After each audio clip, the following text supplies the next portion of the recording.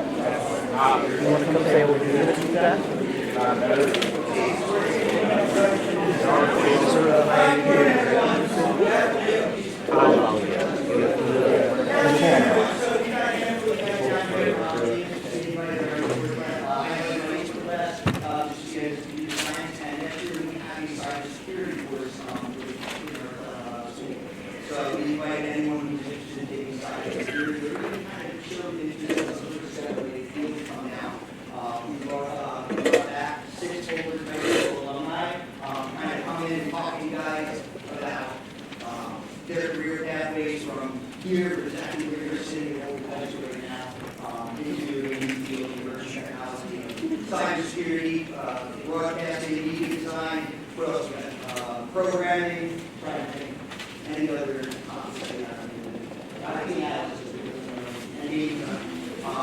So the Esport class that we have here, we're going to get started where I know a couple of these panels up here were interested in gaming, and they're just being kind of led them into these careers, because I want to go be a game designer, led me to having that program, which led me to actually do something. So without kind of introduce, we are 6 panels today. Richard Thompson from class 2007 works for Prudential.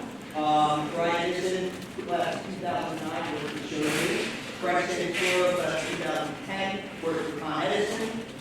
We got CJ Parker, class 2014, worked for Rapid SOS. Is that right? Ella and Frank,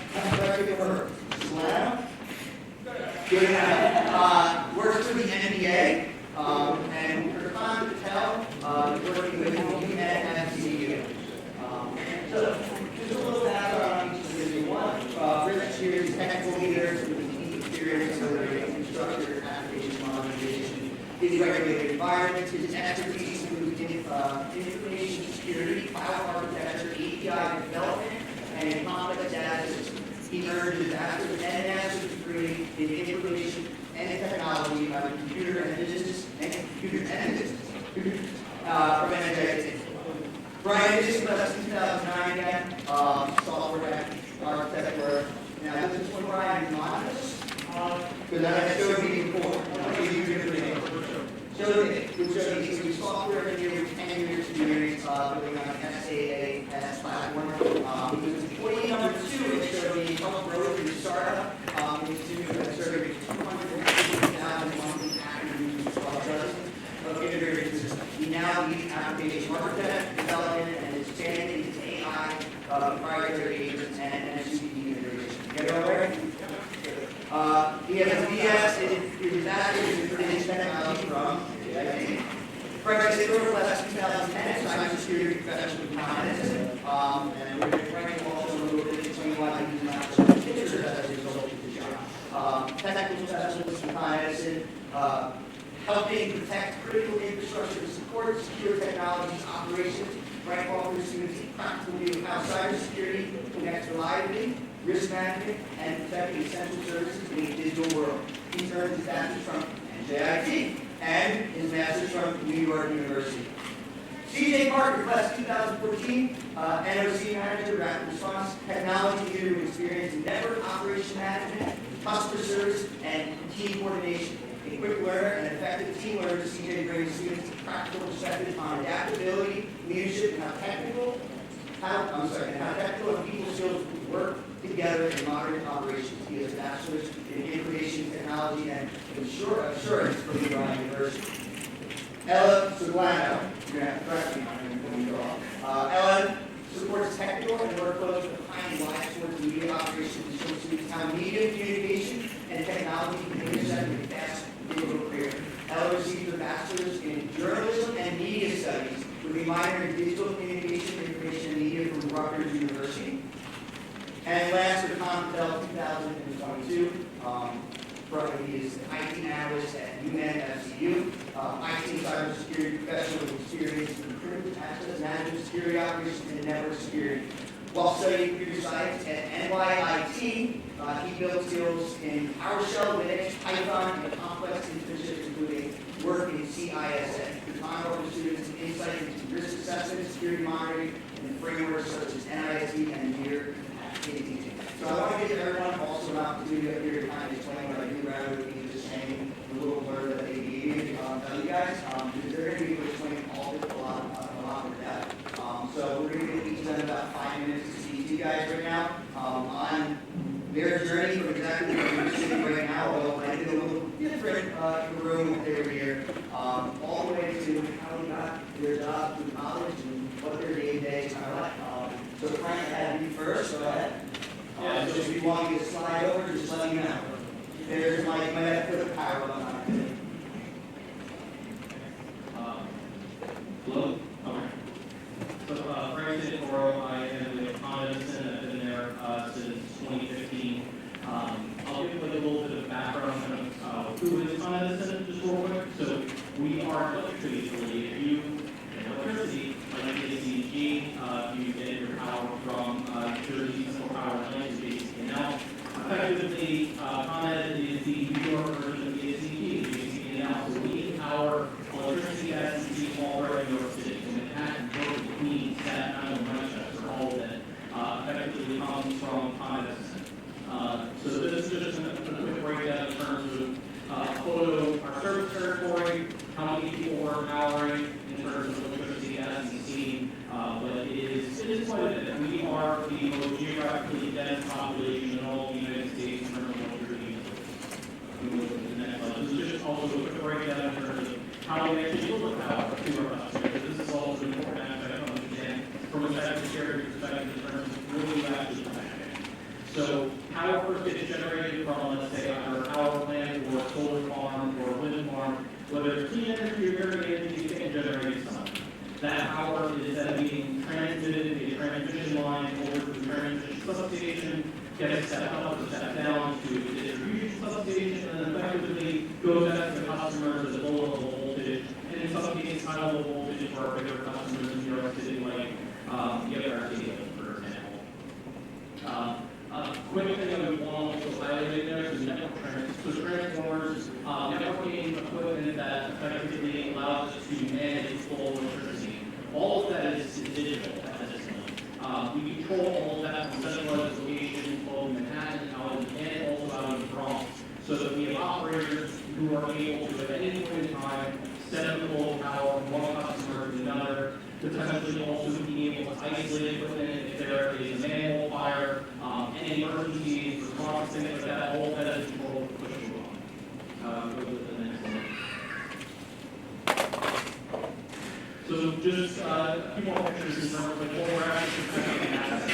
So the top two are, top left is actually a transmission substation, how Westchester, so all those big transmission lines that we typically see as you're driving down the road. That is power area transmission power. On the right hand side is actually steam generating plant on the east side of Manhattan. So we call it refrigerated steam generator for electricity and steam. But then that's also something that is on the network. I think from a cybersecurity perspective, assets that my team ultimately has in that. And then the lower right-hand corner is just a quick photo of what our control room looks like. So at any given point in time, the operators there, 24/7, 365, monitoring our network to see effectively what is going on from Westchester and all the way down to Staten Island. So if there's any outages, if there is any overflow of power, they're ultimately able to do course corrections as necessary to keep the power continuous.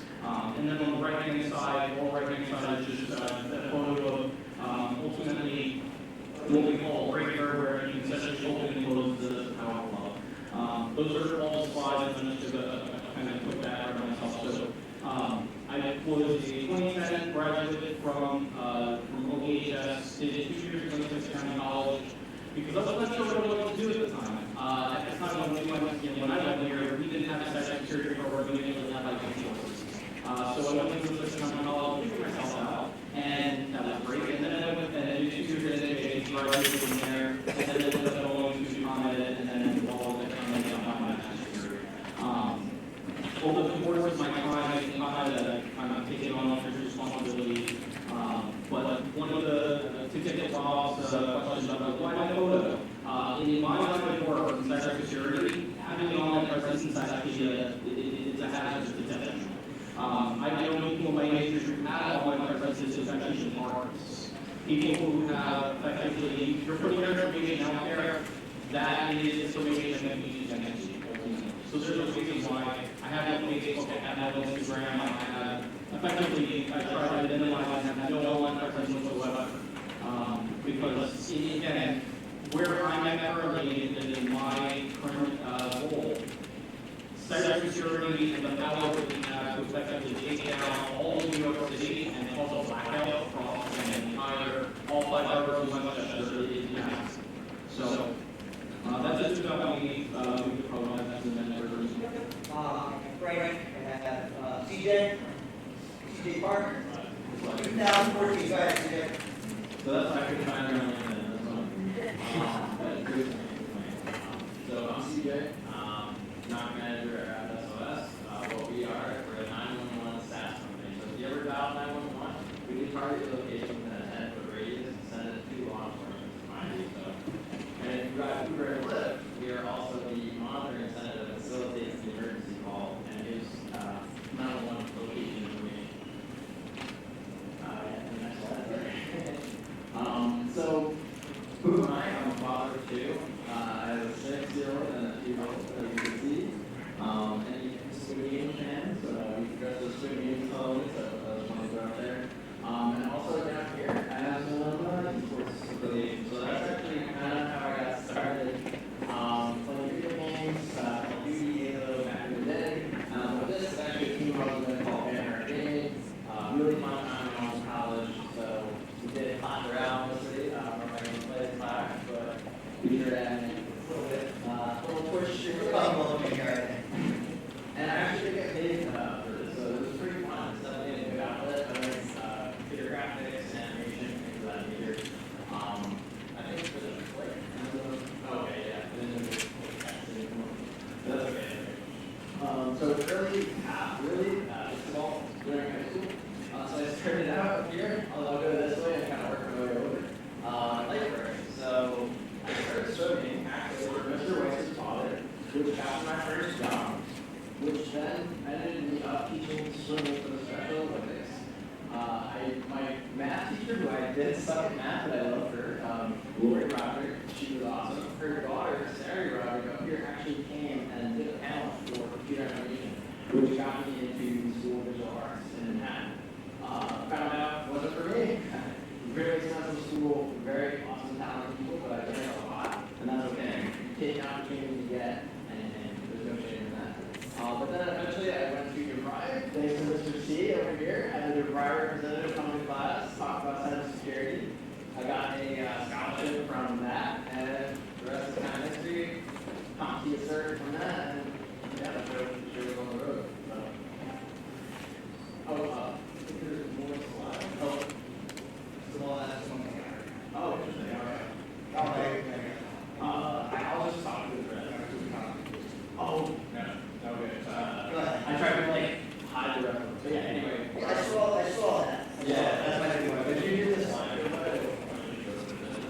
I'll talk through what I do. So, NOC stands for Network Operator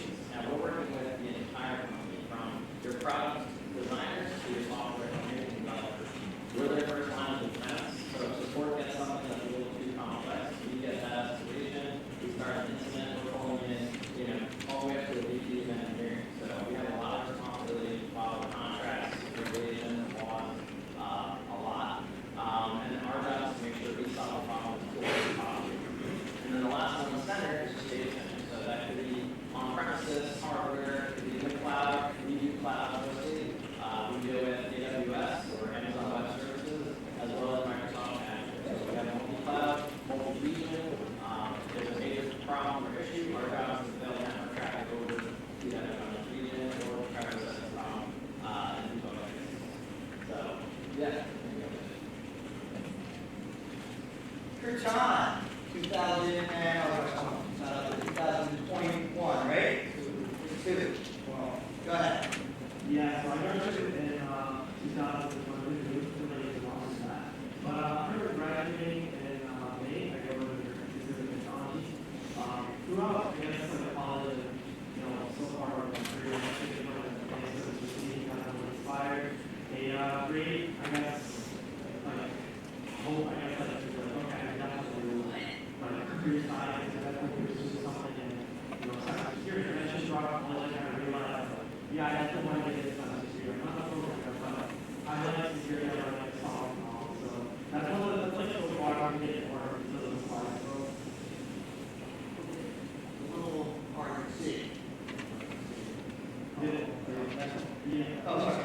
Yeah. So I'll take this is some of the pictures from my institution. So on the right hand side, I work at a federal agency, my question here. So honestly, like really cool, like all the youngest person, 18 years old. So I think I'm pretty young to be like trying to really someone. Yeah, I don't know but I got it for sure. It was a really good time. Did a lot of like so primary work, so a lot of like computer primary looking at from like the discovery standpoint, all the ways that learned a lot of different tools and technologies.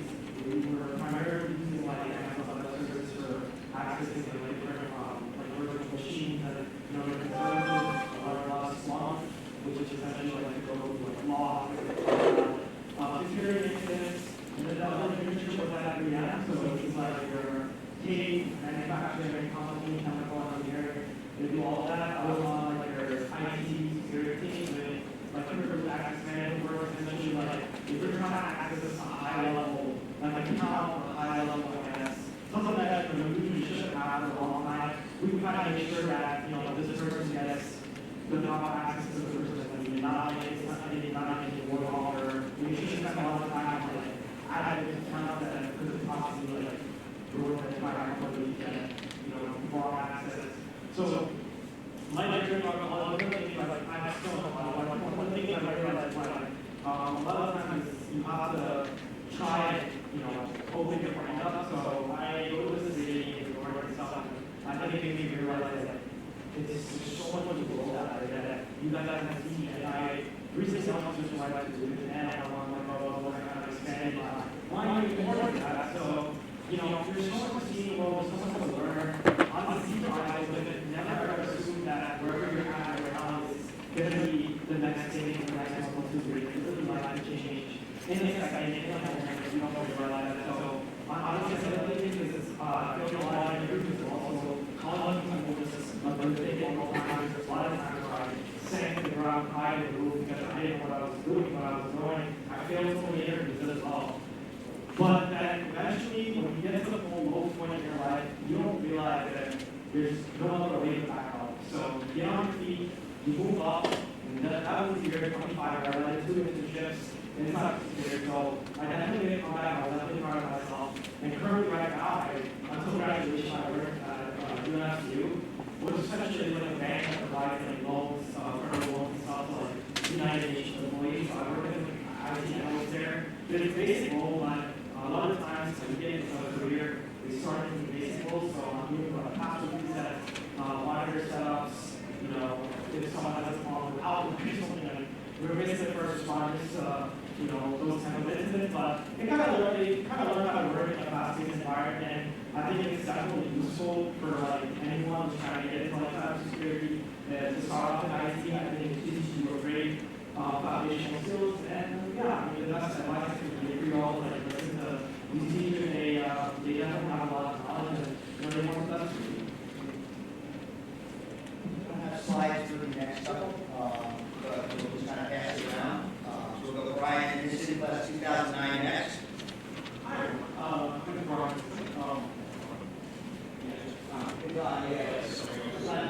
Brian. I graduated in 2009 and went to the University of Technology. My journey was kind of interesting, and I think plays into a lot of what you're doing here is that my degree is actually super technically in game development. I have never worked professionally in game development, but it did really start my passion for learning to program.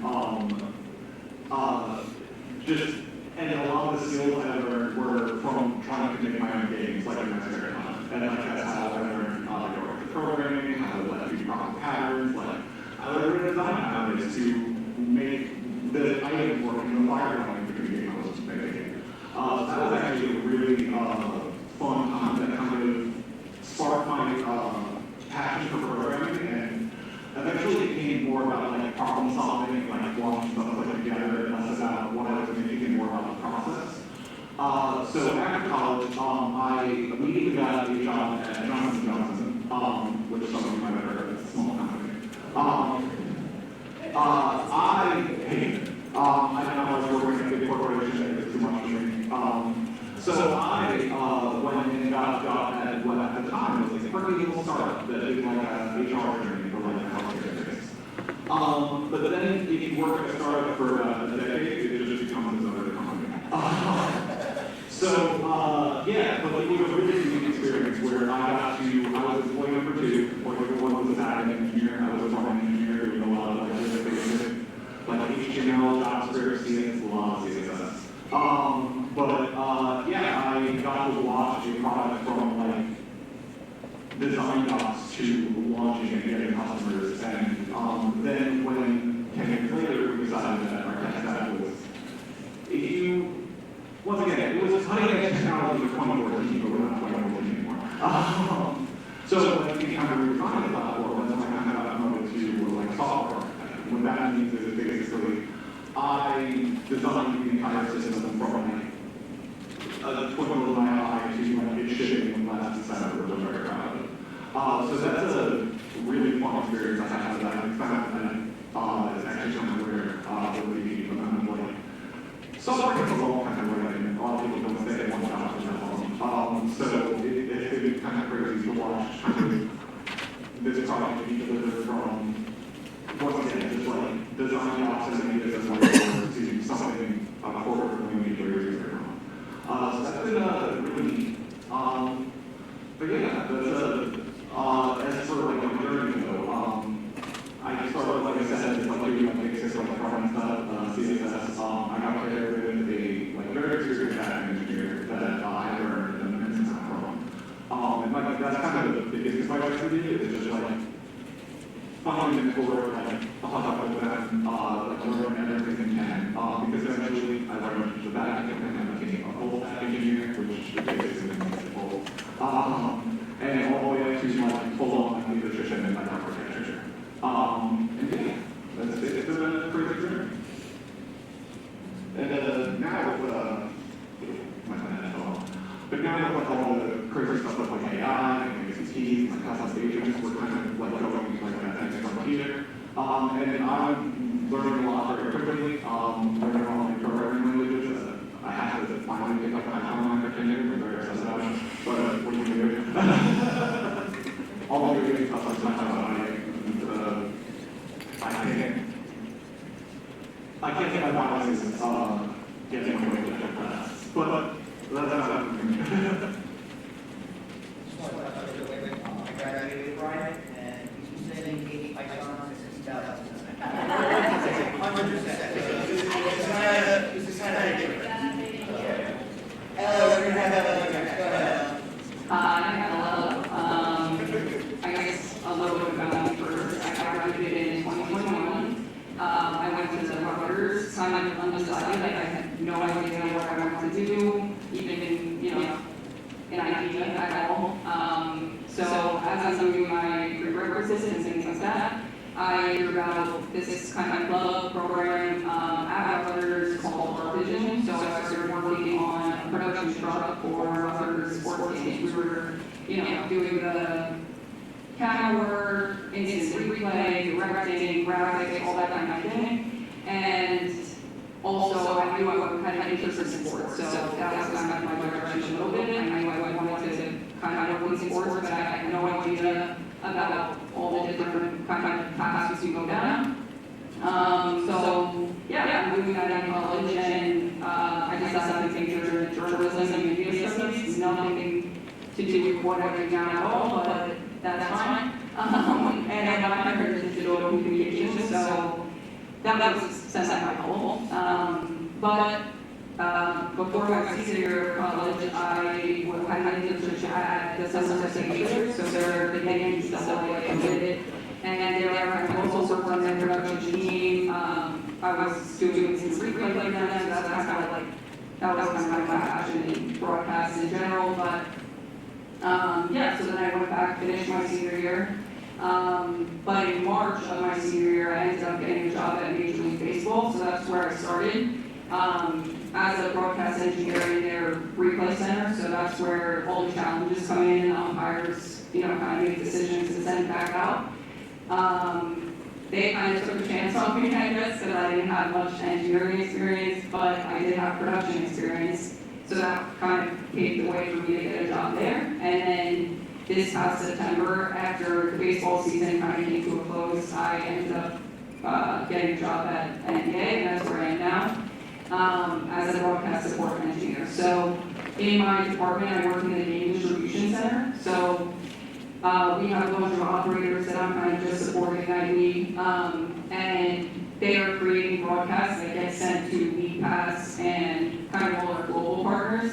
And we work on a big team where we have virtual signage, so they're the ones that add, ads to the court digitally, kind of like a traffic operations too, and I'm supporting just the game distribution center. So we're taking in all the feeds from all the arenas and kind of making sure they're working correctly, as well as studio shows from ESPN, Amazon, NBC, things like that. And yeah, these feeds get sent out to LeaguePass, so kind of I'm just monitoring them, troubleshooting any issues that might come up, but that's kind of just on my job. But I think something to note that's important is that I didn't know, I was interested in kind of technology or engineering at all, and even through college basically until my senior year. And I think it's really interesting that, something might spark your interest and that could be the way you go. Even if it's different, than what you're majoring in or what you thought you were interested in. So, yeah. Yes, go ahead. All right. All right. So, good afternoon, everyone. My name is Rich. This seems to be a running trend in my life where people seem to keep asking me to sit in front of folks with a microphone. And I sit up here and I'm like, how did I end up in this situation? But if I look back, a lot of it really stemming to some of the stuff I started doing while I was in many of the same seats that all of you are in today. Is here as a student at OBHS High School, when I saw the computer science courses on the curriculum, I knew I immediately had to sign up for those. I had already been a somewhat self-taught programmer. That was just how I brought myself up. That was the environment I was in. My parents, both engineers, both valued education more than anything else. They let me have the time in front of the computer because they knew I was taking stuff apart, breaking it, sometimes putting it back together. Sometimes putting it back together. But it was a lot of the folks here in the city. I give an enormous amount of credit to for seeing that bit of talent and helping shape the course that I took with the multiple courses I took with him and others here to help me unlock a lot of that potential.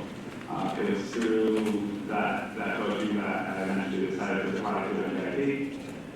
That's where I started as a computer science master, computer science for my undergrad, because that seemed like a logical thing to do. Like programming, most programming stuff happens in DS. Actually, a semester, and I ended up switching my major to information technology. A lot of that was due to I just found a way for us to have conversations with my teachers and professors there. They told me more about the coursework, and I decided I wanted to look at more of like how all the systems that we were creating actually work and how they operate with each other. So graduated with undergrad at MIT with a focus on network security. It's a bit of a running trend to kind of get on the security background, and that deserves our emphasis that you hear not here. It's the foundation of like everything that makes up a company. The customers don't trust you, right? What if you get breached? That's an incredibly difficult thing to repair. But during my time there, and for context, I never was a very social, I'm very introverted, so I need people around me to kind of pull me out of that, my little ideals that like to get in. There was this other student that I was taking competing classes with, and she had nagged me to apply to these internships. And I was like, all right, fine. I applied to the internship credential, which anyway, you know, credentials right on the street that are convenient. And I ended up never leaving. I'm still there 60 years later. But I worked at a student that kept nagging me to apply to that internship. Eventually became my wife.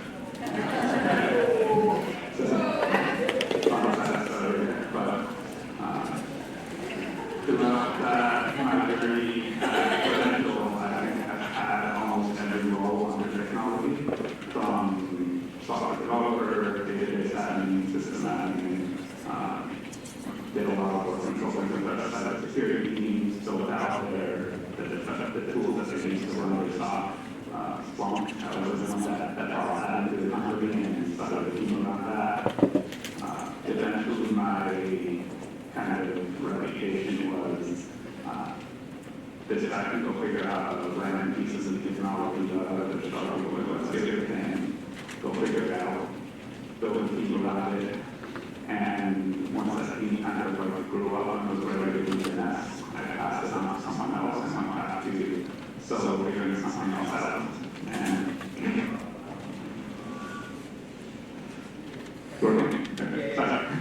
a lot of that moves later, I ended up running starting our cloud team. So the first foray into AWS, that grew from 4 people, ended up hiring 4 more, a few other teams and mergers inside the company later. I was somehow managing 35+ people. Incredibly different world there, but throughout that journey, I made sure I was keeping my hands on the technical stuff. I never wanted to be that manager that told people, hey, go do this thing when you clearly know that person doesn't know what they're talking about. So eventually an opportunity came up to report to our chief technology officer as a distinguished engineer, which was a new title that they basically ended up creating for me there. And I worked as the senior most advisor to our CEO, to our chief information security officer, CEO, our chief data officer, and I floated around and solved some of the hardest problems the organization has. On the cybersecurity front, we mentioned about social media presences. Anyone play D&D? Yeah. You know your character lines? So I like to describe myself usually as a chaotic good. Right? So you'll find my social media presences online. Most of it's fake info. Right? You'll see my Facebook, and I still have my title in there as like lead AI researcher at Cyber Systems. Hopefully folks get the reference. If not, look it up and that will be it should be required option. You look it up,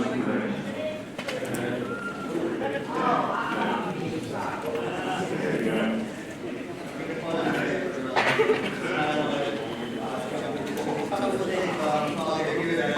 I'd like to kind of discuss amongst themselves.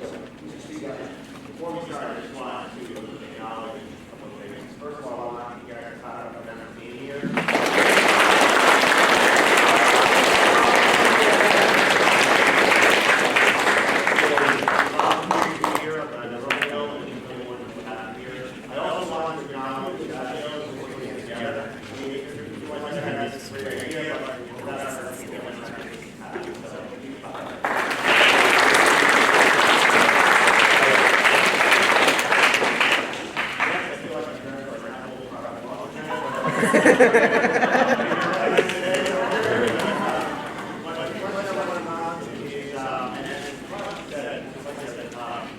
or seven people here had experience. Now that I'm talking to one people, but nevertheless, but I did know here, and so it's great to see how they all developed in different years. I give that to our students, so we really want to get your story, your story, of where they started and how they've gone along the journey. More quickly, what that magical moment that they need to decide, hey, this is what I want to do the rest of my career, trajectory of my life. So you're still figuring that out, perhaps, but what I'd like to do is and that's the insight that I want to provide to students and have them relate to you in the sense of when it can happen, how it can happen, what it's like when it does happen. So you get off here, I guess for this, I would say that following your interests, I would say, is really important. I guess that's not the case all the time, but you know, you're really gonna force yourself to like something. You don't want to be kind of stuck doing something that you maybe don't have a true interest or passion in. So I guess that's kind of what happened to me because I knew I wanted to be in sports. So it kind of led me that way. Now that I'm here, I know that you know this is something I'm truly interested in, and I can see myself doing this for the rest of my life. But I would say like finding your like niche, your passion is super important. So I remember when I was here in 2010, 2009, 2008, I took computer repair, and that kind of like sparked my interest a little bit more so on like working with technology. And then I started to take other courses where I was on the computer, and then realized I actually like bypassing security controls, and I like the idea of potentially breaking into a network. And then I quickly realized I don't want to jail. So I started looking at the path of how can I utilize what I like to do, but also get paid for it. So that's kind of like how I went down that path of, you know, I like technology, I like being able to do certain things, how can I leverage that for my career? That's how I ended up going to Middlesex, trying to figure out, do I become an IT or a CS, like what is out there for me to kind of delve into? I figured it out at Middlesex, and by the time I was going to JIT, went full into cybersecurity ultimately. Yeah.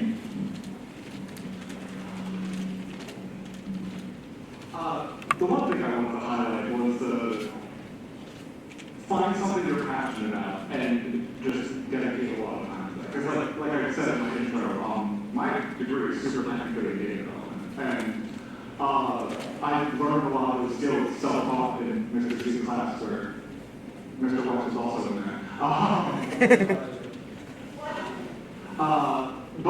Yeah, just like basically like teaching myself, I don't know, you guys have one of the flashes?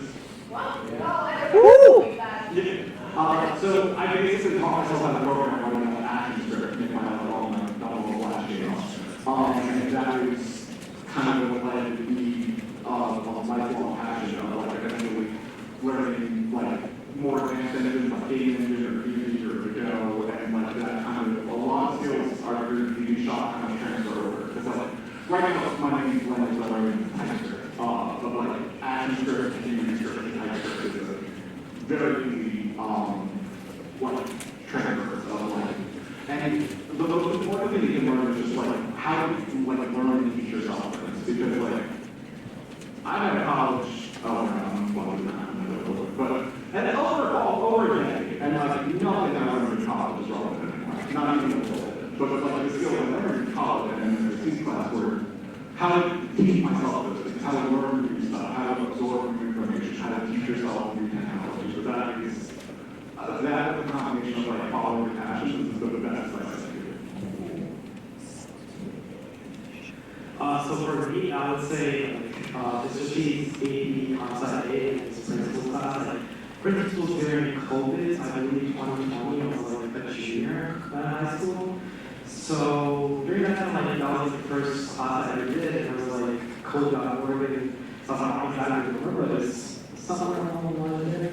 Yeah, and then after that AP Consci full-blown job, I was like, okay, it sounds interesting. I'm not like the best programmer, but I think I can do it. And then with like a bank program application, which a lot of you probably are doing right now. But yeah, that project, working with like a group, kind of like, I realized like how important like that entire process is from like the start, getting the requirements all the way to the end, and like finish the project. So, and then I realized like when I started, like, when I was a freshman in college, I realized like, okay, I'm not the best programmer. I see CS classes, I'm like, okay, I just don't want to be software engineer, I want to look at cybersecurity. So then after that, I applied to like cybersecurity internship with a career fair, which was at Homeland Security, and then that was like my first whole like journey of getting started in cybersecurity. I really liked the environment there. I mean, it was pretty cool. I got to skip TSS runs because I had government like ID, so it felt like super cool. You felt like a boss essentially,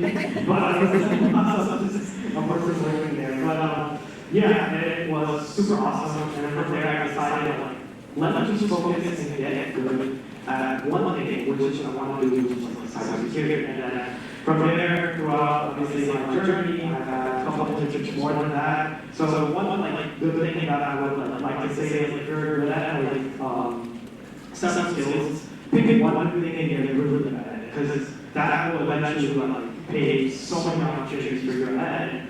As you can tell from my journey as well, that's kind of what I essentially did as well. I didn't want to make it multiple things, I wanted to get good at like one thing essentially. So that's what I'm really like just emphasizing to all of you is like I know you guys are still early, still a long time left, but you know, if you're actually good at one thing right now in school, get good at it more and then see what that takes you.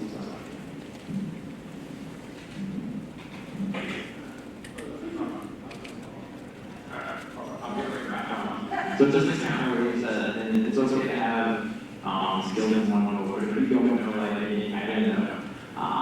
It's good to be jack of all trades too. There's definitely an opportunity for that. I started out as an intern, climbed on the desks, CEO, printer cable wasn't plugged in, right? Getting dirty the server racks, you kind of have to figure it out, right? But if I can't do that, I might be just, answering phone calls or chatting with somebody and developing a personal skill set, right? Like your soft skills, I think, are more important than your hard skills. But by that, I mean, how do you speak to people, how do you approach people, how do you connect with somebody? Those relationships that you grow now and from here on forward, you're not going to realize it now, but it's about who you know, not what you know. Because you could always learn something new if you're capable of it, but the connections you build last forever, and those are hard to keep. So I just wanted to say that. I'm going to rattle off 3 points and then go into a little light detail on these, because then it looks like we're moving on to the next question. Yeah. Right. It's learn how to learn, surround yourself with the people that make you better, and what you're good at may not always be what you like may not always be what you're good at. Right? So learning how to learn, to the points made earlier, like you're right now focusing on learning all the foundations. Right? Those are the things that you need to keep with you, but when you get into the workforce, when you start solving like the real hard problems that you need stuff, you're gonna have to learn stuff on the fly. Some of that, when you learn about yourself, some people learn better through getting their hands dirty, getting hands-on. Some people need the more classroom formal education, study for a certificate at work. Figure out what works for you there. The people around you are incredibly important. Right? It's not about you, it's about the people that are surrounding you. People that will be advocates for you in the workforce, in your classes, in the project teams. Right? If you're not surrounded by good people, if you don't pick the right friends, you'll get dragged down. Right? You'll fail that project in college because you picked the wrong teammates and they threw all the work on you. Right? That project that in your internship, in your corporate world that you end up in will not ship on time if you didn't build the right team. Right? And last thing, the problem solving, like, you're always going to find something new. Right? If it was an easy problem, it probably wouldn't have ended up on your desk. You guys almost hit it perfectly because the next thing the next topic. I want to try and get to two more besides this was pretty total if we can. Question I have for you guys, in the evolution of the field, any of these students have 6 months right now to prepare for the field, or whatever they want to go into. Because it's a changing, it's a constant evolution and changing in the field before we can start touching it. Let's just make it prepare in 6 months. And I kind of want you guys to focus, which you guys are really pinpoint on what I was looking for, the soft skills. Go ahead. You want me to repeat it? Since I started on the soft skills, yeah, it's cool. Technology's cool. It changes every 5 minutes. After this conversation, there's going to be a new tool out there. So it's not about learning tools. I think Rich nailed it. I think you just have to focus on the fundamentals of what you enjoy, but also what you're good at. Because again, your passions might not be what makes you money, but what makes you money might help you pursue your passions. So again, don't always do it for the money you do. That's never a good way to go. It's a good way to start, but it's not a fulfilling goal, trust me. The Google jobs, the Apple jobs, everyone says, oh yeah, go for the bank companies, right? It's you become a number. So I like to start with industry because you have to wear many hats, you have to learn many jobs, and the expectations are very low. So don't just say, oh, that would be cool. It's good to have those dreams and goals and aspirations, but let's face it, 99% of you are not going to get into that job, and that's okay. It doesn't mean you're never going to get into that job. But do the hard work and the struggle work when you're young and have the energy of just figuring out what you're good at and honing in on the soft skills and really building the connections and relationships that last forever. Obviously, as you see here, we're all here for security and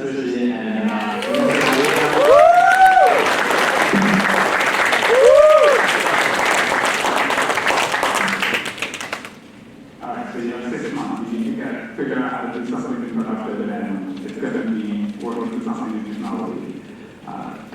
Figure out the part that what is technology working for, and that's likely not going to be a technology thing. So we've heard the term jack of all trades, master of none. I don't think that's a good one. I think I like looking at it more of a jack of all trades, master of some. But so figure out some time mastery is something, but as you gotta spread your skills, and the more you can branch outside of the world of technology and do some other line of business, something else that is doing something productive for society, for somebody else's business, something that's solving a problem for someone else. If you can figure out what that problem is and how by solving it you can make their life better, their business better, and you just happen to be solving it through your technical skills, that's how you're going to win. I'm going to follow up there, guys, as we move to the next slide too. I do want to give a few minutes for students that are going to want to ask some questions as well. So two more quick ones. We've had one or two of you guys, but AI, right? AI, right? Tools and innovation. How would you expect them to be right now? Go ahead. Have a couple of pointers out there. Put jobs, create more jobs as it moves. Go ahead. So I feel like I have something more than me, because I'm either an evangelist or a hater. I think it's a really neat tool. I'm also very good at it. I don't know if anyone's familiar with the phrase common offloading, but basically, it's basically like that if you rely on AI for too much, you're going to find out around you. I see it right now with my engineers. They use the AI to write code, and then they can't go away and edit the code anymore. And it's like leaving you a real version of what technical skills. They look at commands, they don't have to run like this, like a lot of stuff. It's like a lot of stuff gets lost if you trust it too much. That being said, it is an amazing tool. I use Claude Code every day at work. But it's finding that balance of what can you rely on AI for to get that genuine productivity boost, and what should you kind of do yourself and like learn to do critical thinking skills and like learn to do problem solving. And on that regard, just the kind of things, you can rely on AI to do a lot of the hard work, but if you don't understand the fundamentals, you're going to go and crack stuff. So overall, I think it's, I think of AI more as like, I don't know if anyone's familiar with Star Trek, but like the computer from Star Trek. Like you ask questions, they can like do simulations, but like the person using the computer, so like the brain, like directing it, and like kind of managing it. It's really good at some things, it's really terrible at other things, and learning what is good at and what is bad at very quickly will help you utilize that in the best way. Anyone else want to touch on it real quick?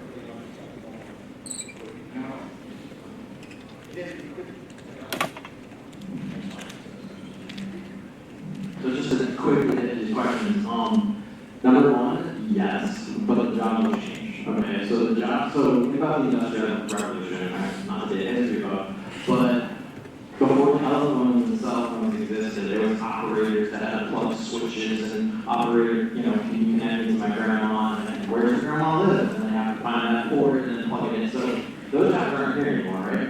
But there are other jobs that replace that, right? So that's never going to go away. So it's kind of a good question there. Number two, yes, 100% we will create more jobs. And the reason for this is we have to elevate ourselves to that level. So the job will be smarter and harder.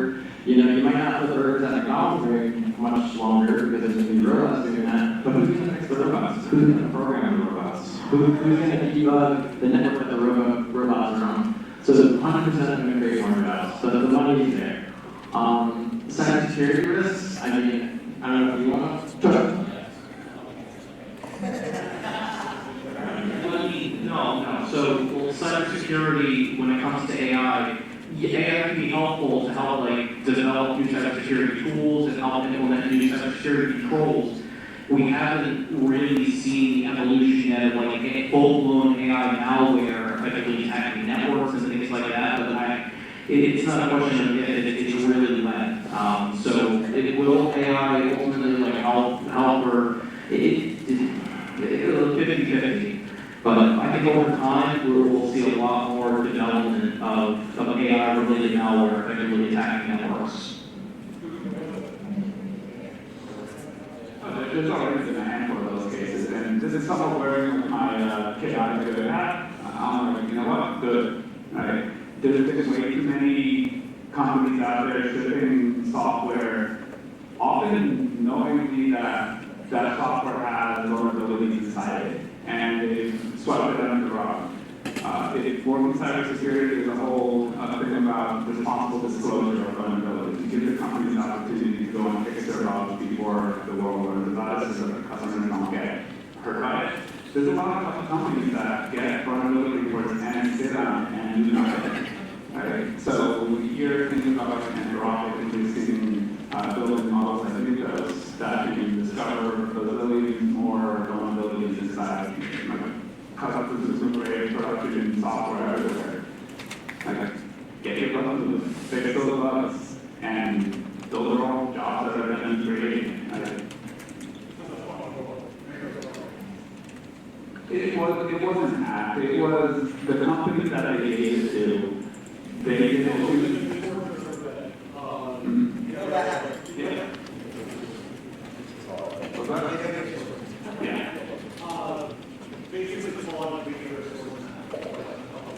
That was slot code where they committed the wrong the source map. That was an engineer supposedly. You probably committed. Right? I do want to add one more little AI. Ella, I'm calling you for this one. You work with media and what are you seeing on the river? Have you seen uptake in AI through media and kind of throwing it into the loop? Are those things you are? So a couple weeks ago, actually, somebody come into the office. I'm forgetting the name of the company now, but they kind of developed this AI tool, I guess, that turns one camera into a 360 view of, whatever you're looking at. So the model they showed us was a baseball player, hitting a ball from obviously home plate, and the camera was pointed at them, facing the stands. But AI was able to create, the whole backside of it. So they can kind of spin around the whole camera, you can see the whole person's body and everything from the top and sides. So we haven't seen that in people reviews yet, but I think that that's something that we will shortly see. Also, in the replay center where I used to work, we would have kind of like computer generated, you know, something, let's say I'm our strikes out, right? We would automatically have like the best 4 camera angles pulled up. So, you know, the umpires can see it quickly, or, you know, our operators can see it quickly. So I think in that way, it's kind of pushing into like media more, but, yeah. And the last quick talk point I had, we have 2 flight lessons and 2 whatever instances, right? So, just a general question, how does these sports is now, in case you guys don't know, you could go to college and get 3 degrees. Correct. But then the question would become, and I explained to everybody, what can I do with that job? So I'd like to kind of hear from your side, are you seeing this now in your field, in the hiring process? Maybe somebody who applies that has an Esport background, has an advantage over somebody who doesn't. I know you would leave that, go ahead. That's a good question, actually. So, as an esports player and caster, shoutcaster, never thought about it on my resume. It was interesting, but it led me to network, problem solve, eventually be a good team leader. Because you got to strategize, right? When you're in the mix of it, running Overwatch, playing Fortnite, you got to coordinate your team. That's real life too. So I would say maybe not so much being on that team itself, but the experience you get from being on the team and playing with your friends and having that outlet and connecting with each other, because that's how we connect, right? Through video games and things of that nature across the world. But what's the question again? How do you relate those skills to a job? Yeah, and how would it affect the hiring process? If you go to school for it, and you're like, I don't know, manager, the process, so you can even, again, you can even focus on some of the skills in there as well. So I want to second some of the leadership and communication skills. Is that something you see in sports? And that's something that I never realized that when I was in school here, like the value of being part of a team, being those high pressure situations. I was the nerd CS kid. I was like, I'm going to stay away from the sports people. Right? But the personality that is required in order to operate under that high pressure, that you'll find those situations in the workplace. So that adds value there. I see some motivations to the esports session, which is game development and the role that comes into there. Obviously, if you study game development within and getting into game development, that's a more career path. But for me, I see game development is one of the hardest realms of software engineering. Like, it's really hard. Buckle up your math skills, buckle up your physics skills, because that's the core of game dev. Trading, algebra, calculus, like data and physics. But if you look at the other industries that can benefit from those skills, and I work at Prudential, the financial services company, we sell insurance and other finance products. We do a lot of financial modeling, like predictive analytics, actuarial modeling. There's an immense amount of math required behind those things, and it's not that it's required to be really high performance, because that code is running on GPUs. GPUs that you're paying for like $5 a minute, and those are really expensive. So if you can optimize an algorithm extremely well, which is something that if your game needs to be running at 144 FPS, and that extra physics calculation is going to drop you in frames, you need to make that performing. That same type of problem solving exists in many industries. Right? So if you can be creative in how you cross-apply those skills, if I see that type of background on the resume, I know that person has the background in order to solve each other world problems that go on. One more question I have, but I don't want to do it already, but it's time and day. So if you want to do Q&A and the audience, middle or on the side, just keep stand up and ask questions. Anybody, Anthony, go ahead. Stand up. So, has AI either helps for your day-to-day life when it comes to like your company and your job, stuff like that? Yes to both. We've had like shift some products go much faster. We've also had some non-developers go and install code on their machine and then go like, why is our soft telling us like why is this non-developer going on their guy installing this random piece of software and then there's a whole process to do stuff and then they say yes. So our cybersecurity team tries to deal with people that don't know how the tools that they're using. Yeah, I'm the second go the better and worse. It allows you to shift into your software infinitely faster. It also, for me, I tend to suffer a little bit where I get burned out a lot more when using a lot of agents and like code and stuff like that. Because I feel like I'm only having a lot more focusing a lot of things, you're jumping between different content and a lot quicker, and it leads to the end of the day not being able to make things well. And that's kind of what I was talking about before, like the overwhelming bringing the cost of offloading. There's like these majors of like how do you guys have anything to be like it's a great tool, but like I do think we need to have some safeguards and like stuff like this.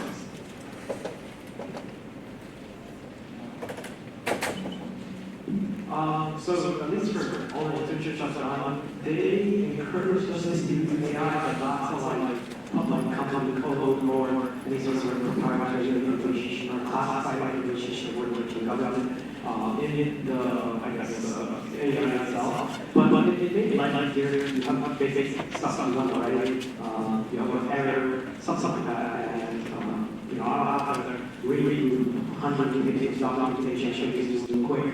You know, pull up Claude Gemini, whatever you want. Now it's Claude Gemini, and back in 2023 it was like mostly ChatGPT, but yeah, just quickly, you know, get it done and walk through the entire steps.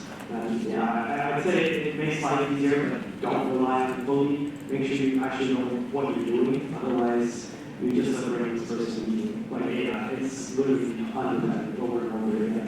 Yeah.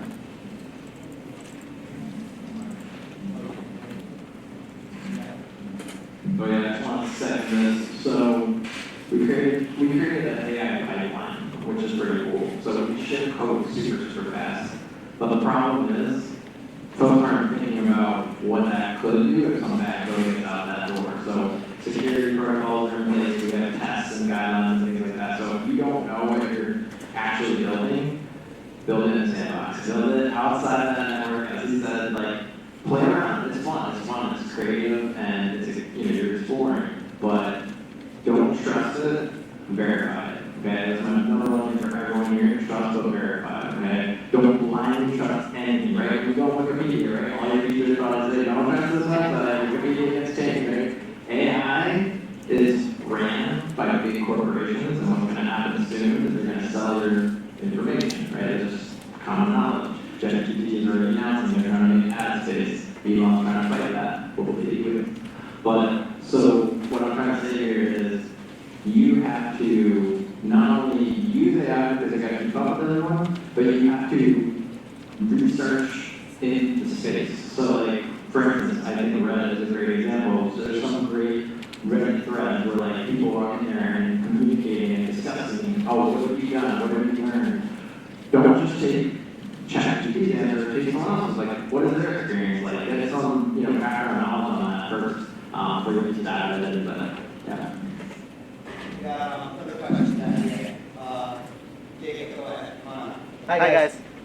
Just a curious question. As an artist myself, I've had a lot of personal opinions with AI and not liking it. But as also someone who enjoys technology, wanting to code his own video games, I've grown to have a split idea on AI and the difficulties that it comes with.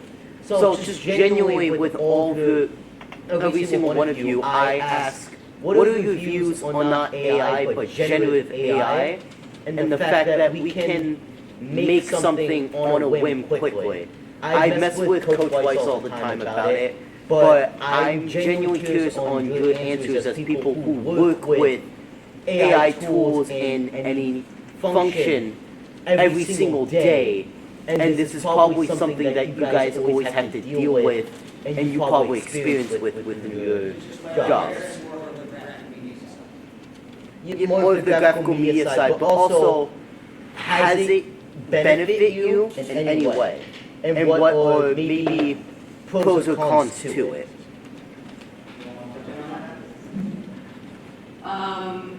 Over the last couple months in the office, I've definitely heard kind of about using a tool like that when we have, you know, feeds completely black out. So a lot of the times throughout the night, a camera will just go black, a studio show will just go black, and they're kind of coming up with a way that, based on what was being broadcasted before, something that could be put back up to kind of eliminate that blackout, while, you know, whatever the real root problem is being fixed. So I think in that way, that could be super beneficial to us.